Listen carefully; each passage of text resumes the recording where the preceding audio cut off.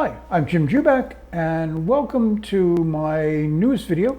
This is what we are, October 7th. If you want to see more of me, you can go to my free site, which is jubakpicks.com, 3 portfolios, including a dividend portfolio, which is very appropriate right now.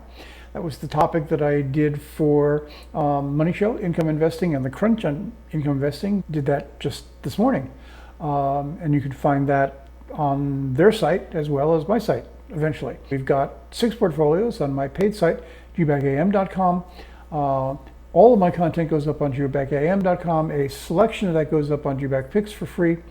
And you can sign up on Jubak Picks for the daily alerts. It's free, not just the site, but the alerts are free. So that means you get all the stuff at the end of the day and into the daily email, so you don't miss anything.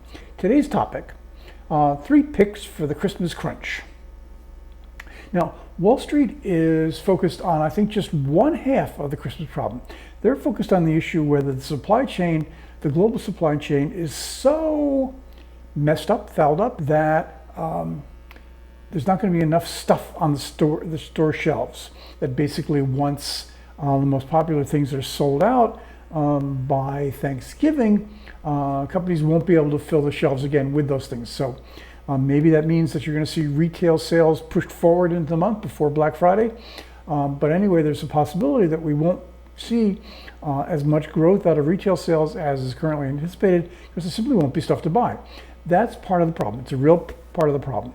You've had Nike coming out saying, hey, we're having problems getting our shoes from where they're made in Vietnam and Indonesia. So real problem.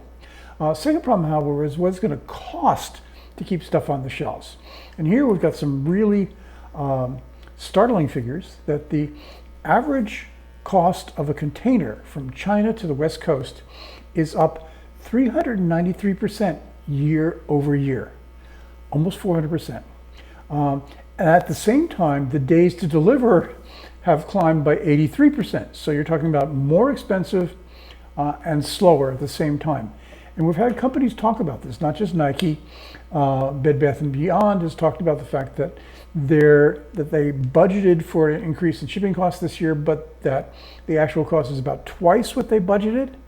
So the increase is about twice what they budgeted as an increase.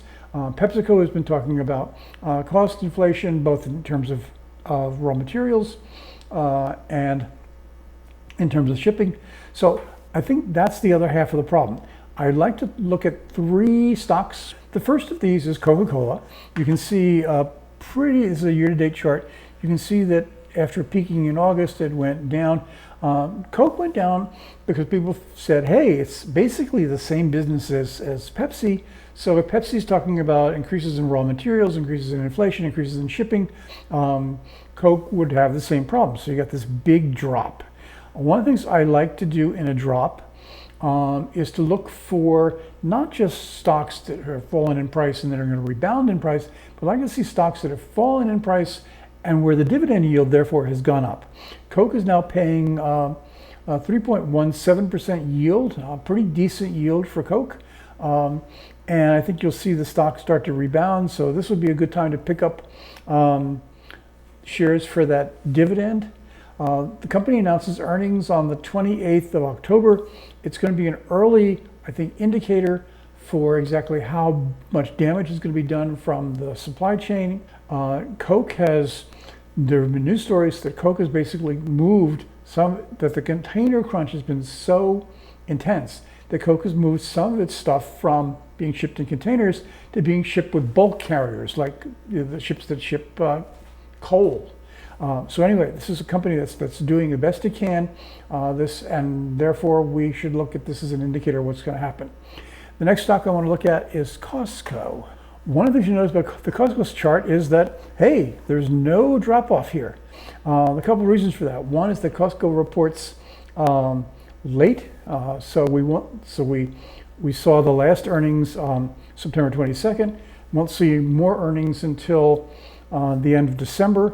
So by the time this gets around, this is sort of trading on old data, but also because the September earnings, quarterly earnings were so good, they beat by 33 cents.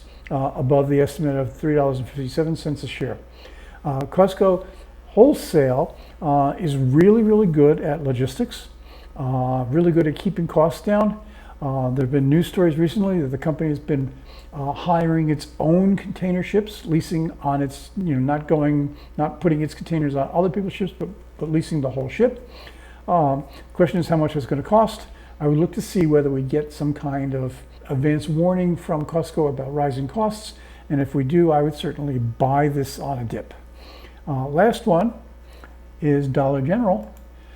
Dollar General has been going down along with the market as a whole, but also because there's been an assumption that Dollar General, which sells into the sort of lower half of the income spread in the market, would be really impacted by the end of a lot of the pandemic stimulus. And I think that's true.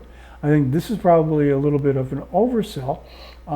One thing about Dollar General is it's also, like Costco, very good at logistics. It knows how to source stuff. The other thing is that it's moving to some kind of in-store shops that move the price point up a little bit. These are just starting to roll out. They're rolled out in a few markets, and that's a big boost to revenue for Dollar General coming along.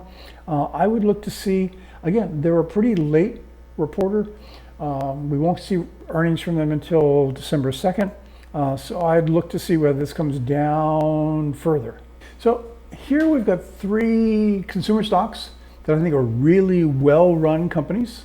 And what you're looking for here is to see whether we get sufficient pullback on worry about Christmas and the crunch for cost and supply to make these really viable. I would argue that Coke is probably in that range of 3.2% yield on Coke is really pretty good, pretty attractive for adding that to a dividend portfolio. The other stocks I'd wait a little bit. So thanks for watching. This is Jim Jubak. You can find more of my stuff on jubakpicks.com. That's free. 3 portfolios, including a dividend portfolio, as well as my paid site, jubakam.com, which has got 6 portfolios, including some options and ETFs. So thanks for watching. If you like this video, please like it. And of course, subscribe to YouTube so you get notification of the next videos. Thanks a lot for watching.